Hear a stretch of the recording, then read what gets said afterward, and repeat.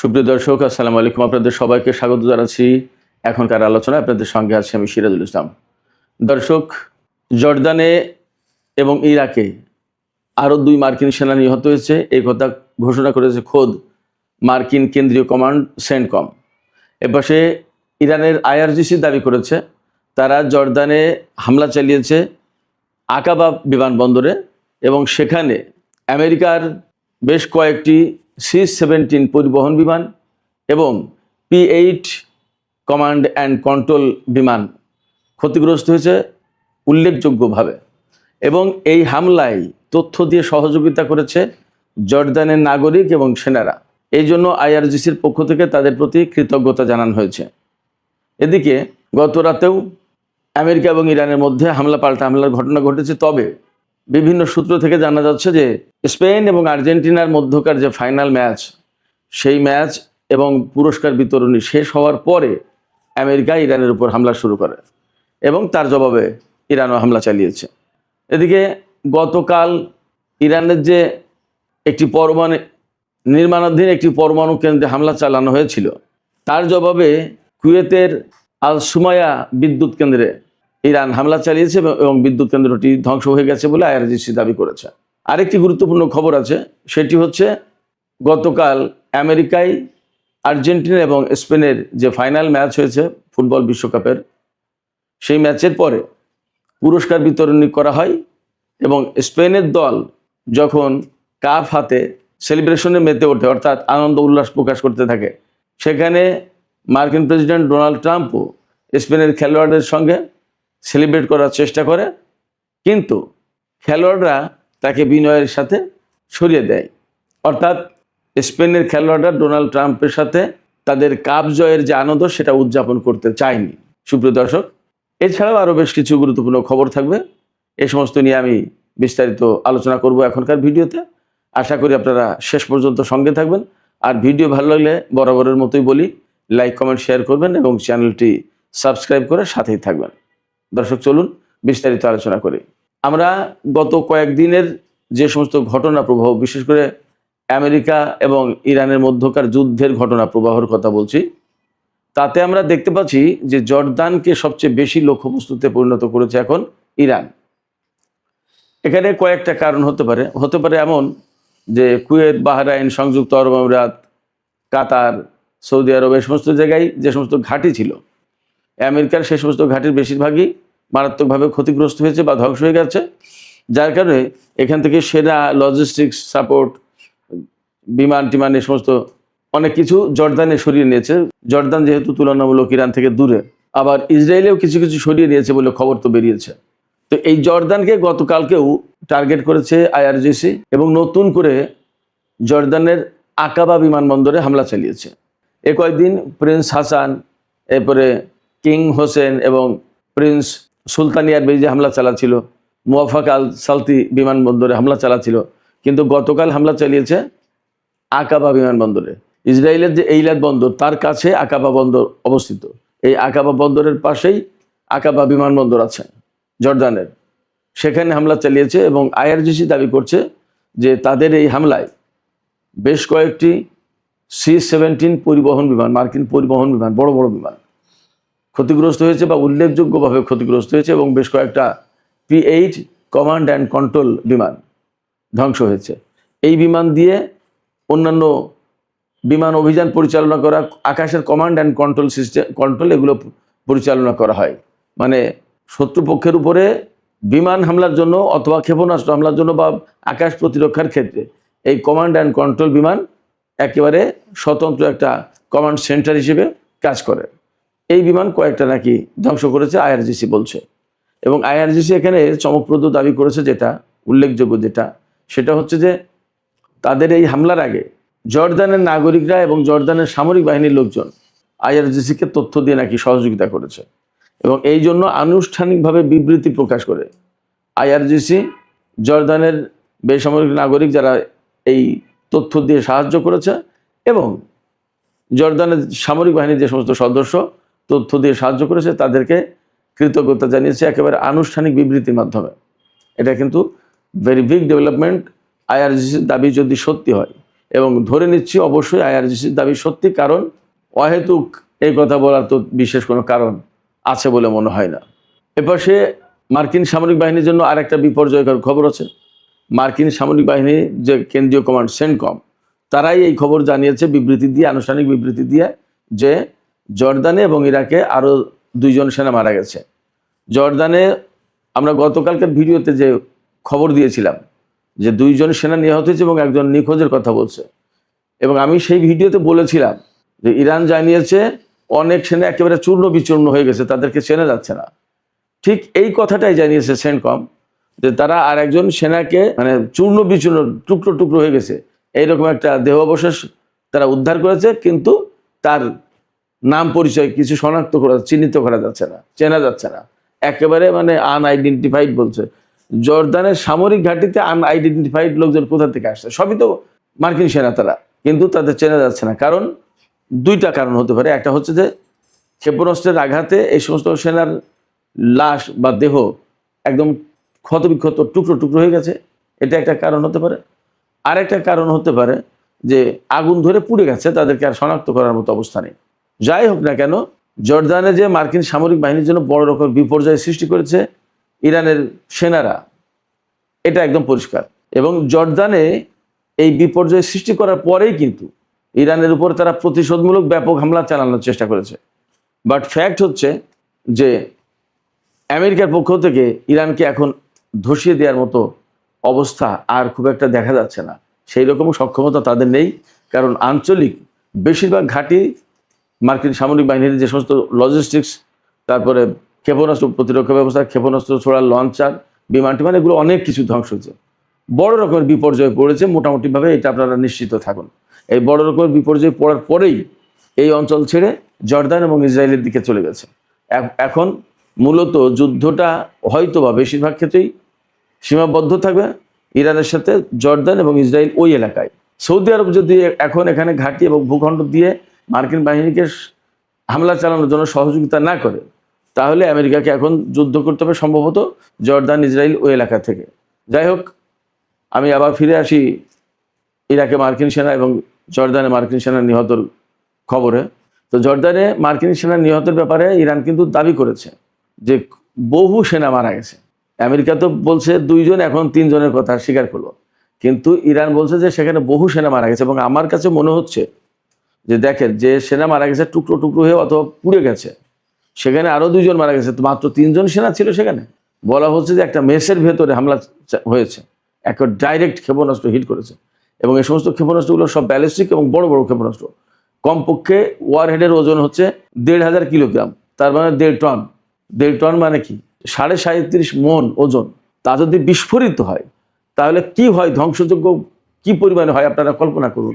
এবং ইরান বলেছে যে গতকাল যে আকাবা বিমানবন্দরে হামলা হয়েছে, সেখানে অনেকগুলো KC-17 এবং P-8 কমান্ড অ্যান্ড কন্ট্রোল বিমান ধ্বংসের পাশাপাশি কয়েক ডজন মার্কিন সেনা নিহত হয়েছে, ইরানের দাবি এটা। তো আমরা জানি না, তবে মোটামুটিভাবে আন্তর্জাতিক বিশ্লেষক এবং গণমাধ্যমে এই কথা বলা হচ্ছে, বহু সেনা মারা গেছে গত কয়েকদিনে ইরানের হামলায়, কিন্তু আমেরিকা তা স্বীকার করছে না সব। এখানে আর একটা লক্ষণীয় ব্যাপার, সেটা হচ্ছে ইরান যেভাবে হামলা চালাচ্ছে এবং যে কৌশলে এই পর্যন্ত যুদ্ধটাকে এনেছে, সেটা হচ্ছে যে মধ্যপ্রাচ্যে আমেরিকার যে সমস্ত সামরিক সরঞ্জাম হামলার কাজে এবং হামলা প্রতিহত করার ক্ষেত্রে ব্যবহৃত হচ্ছিল, এই ধরনের সামরিক সরঞ্জাম সব ধ্বংস করে দেওয়ার চেষ্টা করেছে ইরান। এতে সুবিধাটা হবে কি, যখন ইরান চূড়ান্ত অভিযান শুরু করবে, ইরান তো বলছে যে আমাদের চূড়ান্ত অভিযান একদম 0 আওয়ারের কাছাকাছি, যখন চূড়ান্ত অভিযান শুরু করবে তখন আমেরিকা কিন্তু ইরানের এই হামলা মোকাবেলা করতে পারবে না, প্রতিহত করতে পারবে না। কারণ ততক্ষণে তো তাদের ইন্টারসেপ্টর শেষ, বা যে সমস্ত ক্ষেপণাস্ত্র প্রতিরক্ষা ব্যবস্থা বা আকাশ প্রতিরক্ষা ব্যবস্থা দিয়ে, যেগুলোকে দিয়ে ইরানের ড্রোন, ক্ষেপণাস্ত্র বা বিমান হামলা যদি চালায়, এগুলো যে ঠেকাবে, সেগুলো যদি ইরান মোটামুটিভাবে ম্যাক্সিমাম ধ্বংস করে দিতে পারে, তখন আমেরিকার জন্য আসলে একটা বড় রকম বিপর্যয় নেমে আসবে। এবং মধ্যপ্রাচ্যের বিভিন্ন দেশে ইরান এতদিন কষ্ট করে এই কাজটাই করেছে, আমেরিকার হামলা করার এবং হামলা ঠেকানোর এই 2 রকমের প্রতিরক্ষা ব্যবস্থা বা সামরিক সরঞ্জাম ধ্বংস করেছে। এখন অনেকটা অরক্ষিত হয়ে পড়েছে মার্কিন ঘাঁটিগুলো, এবং মার্কিন সেনারা, এবং এর রেজাল্ট সম্ভবত মার্কিন সামরিক বাহিনীর জন্য খুব নেতিবাচক হবে। এপাশে ইরাকে আর একজন মার্কিন সেনা নিহতের ঘোষণা দিয়েছে সেন্টকম। তারা বলেছে যে ইরানের ছোড়া একটা ড্রোন, সেই ড্রোন নাকি ভূপাতিত হয়েছিল, তার একটা অংশ নিষ্ক্রিয় করতে গিয়ে নাকি এই মার্কিন সেনা নিহত হয়েছে। আমার কাছে মনে হয়েছে যে এই কথাটার ভেতরে একটা গোজামিল আছে। তা সে গোজামিল থাকুক আর না থাকুক, ইরাকে একজন মার্কিন সেনা নিহত হয়েছে, এটা পরিষ্কার সেন্টকমের বিবৃতি থেকেই। তাতে দেখা যাচ্ছে যে মার্কিন বাহিনী এই গত কয়েকদিনে বেশ বড় রকমের প্রতিরোধের মুখে পড়েছে এবং বড় রকমের হামলার শিকার হয়েছে। তারাই ইরানে অ্যাট এ টাইম 7 জন ইরানি সেনাকে হত্যা করেছে মার্কিন বাহিনী। জবাবটাও ইরান খুব ভালো মতো দিয়েছে বলে মনে হচ্ছে। এদিকে আরেকটা গুরুত্বপূর্ণ খবর, ইরাকের নতুন প্রধানমন্ত্রী আলী আল জাইদি, খুব ইয়াং মানুষ, তিনি আমেরিকা সফরে গিয়েছিলেন। আমেরিকা সফর থেকে ফিরে এসে তিনি ঘোষণা দিয়েছেন চলতি সপ্তাহের শেষের দিকে তিনি ইরান সফরে যাবেন। চলতি সপ্তাহ শেষ হতে পারে বৃহস্পতি, শুক্র, শনি, রবি, এই 4 দিনের যে কোনো একদিন। এখন এই যে সফরে যাবেন, এই সফরে নাকি তিনি ইরানের সর্বোচ্চ নেতা আয়াতুল্লাহ মুস্তফা খামেনি তার সাথে সাক্ষাৎ করতে চেয়েছিলেন, কিন্তু আমি বিভিন্ন সামাজিক মাধ্যমের পোস্টে দেখতে পাচ্ছি যে ইরানের কর্তৃপক্ষ সর্বোচ্চ নেতার সাথে সাক্ষাৎ করতে দিতে রাজি হয়নি। তারা বলেছে যে ইরাকের প্রধানমন্ত্রীর সফর হবে কিন্তু সর্বোচ্চ নেতার সাথে বৈঠক হবে না। ধারণা করা হচ্ছে ইরাকের প্রধানমন্ত্রী আলী আল জাইদি আমেরিকা সফর থেকে ফিরে আসার পরপরই ইরান সফরে আসতে চাচ্ছেন। তার মানে তিনি হয়তো আমেরিকার কাছ থেকে বিশেষ কোনো বার্তা, মেসেজ নিয়ে এসেছেন। হতে পারে নতুন করে যুদ্ধবিরতির ব্যাপারে কোনো আলাপ, কোনো প্রস্তাব, হতে পারে আমেরিকার পক্ষ থেকে কোনো বিশেষ কোনো মেসেজ যে যুদ্ধ বন্ধ করুন, তা না হলে আমরা কিন্তু পরমাণু হামলা চালাবো। এখন আমেরিকার সামনে ইরানকে হুমকি দেওয়ার সবচেয়ে বড় অস্ত্র হচ্ছে পরমাণু অস্ত্র, এছাড়া আর কিছু নেই। অথবা আর কি হতে পারে আমি জানি না। তবে একটা ব্যাপার, ইরাকের সাথে আমেরিকার বহু সংখ্যক চুক্তি এবং সমঝোতা স্মারক সই হয়েছে এই সফরের সময়। এর সাথে ইরানের আবার স্বার্থ অনেক কিছু জড়িত থাকার কথা।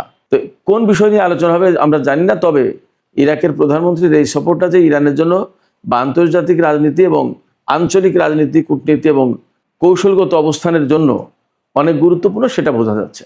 দেখা যাক ইরাকের প্রধানমন্ত্রী সফর আসলে কি হয় এবং কি কি খবর বের হয়। হয়তো তার আগে আরও নতুন কিছু তথ্য বের হবে, আমরা অপেক্ষা করি।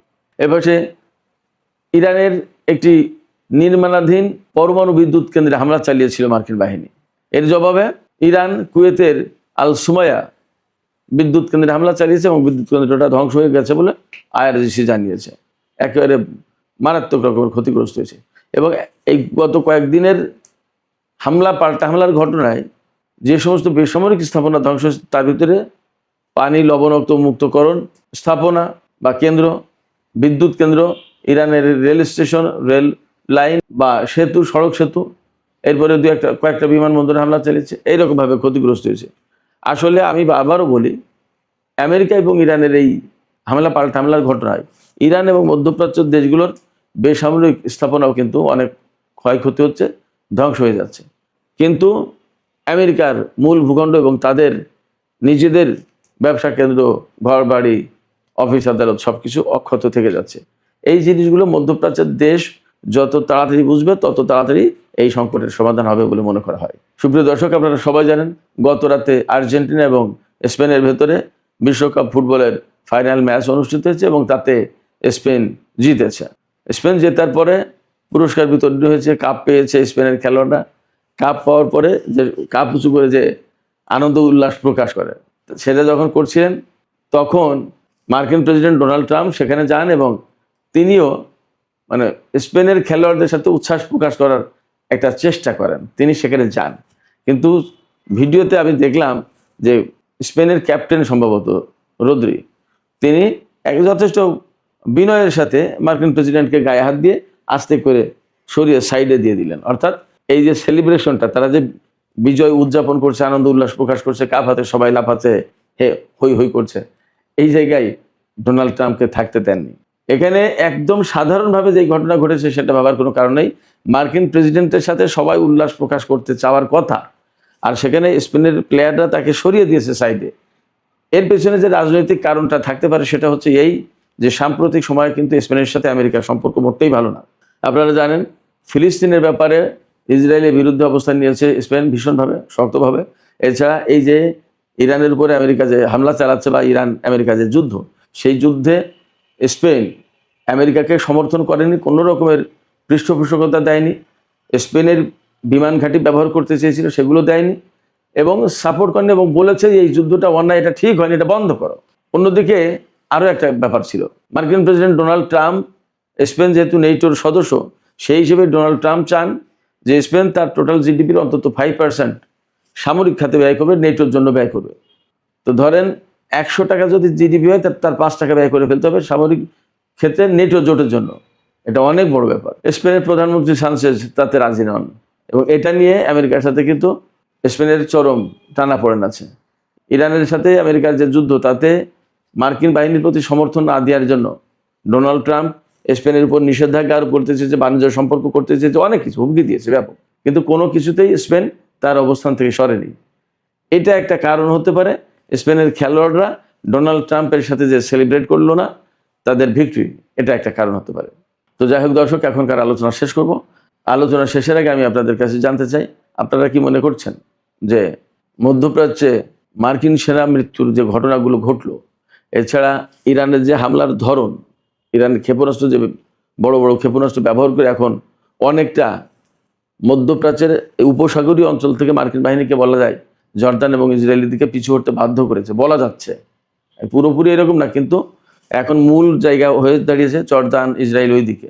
সেক্ষেত্রে মার্কিন বাহিনী কি আসলে বড় রকমের একটা বিপর্যয়ের কাছাকাছি পৌঁছে গেছে বলে কি মনে হচ্ছে আপনাদের? বা ইরান যে দাবি করছে, ইরানের আইআরজিসি, যে তারা এত এত কিছু ধ্বংস করেছে, এই দাবিটাকে কি আপনাদের কাছে সত্য বলে মনে হচ্ছে? আপনাদের মতামত কমেন্টে জানাতে পারেন। আর ভিডিও ভালো লাগলে লাইক কমেন্ট শেয়ার করবেন এবং চ্যানেলটি সাবস্ক্রাইব করে সাথেই থাকবেন। দর্শক, আপনাদের সবাইকে অনেক অনেক ধন্যবাদ। আল্লাহ হাফেজ।